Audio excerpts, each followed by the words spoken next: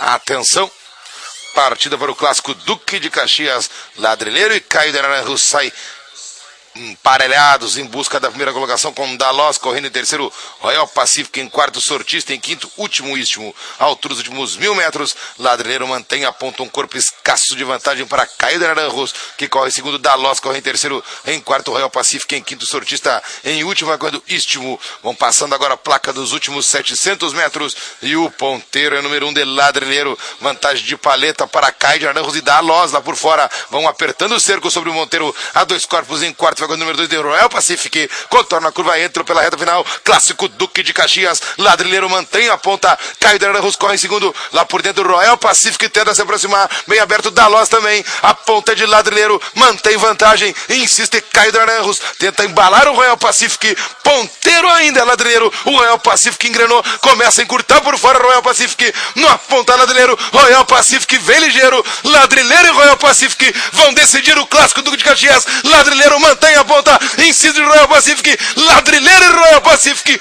cruzam a faixa final. Vamos aguardar, me parece que ainda pequena vantagem para Ladrilheiro, mas é bom aguardar o slow.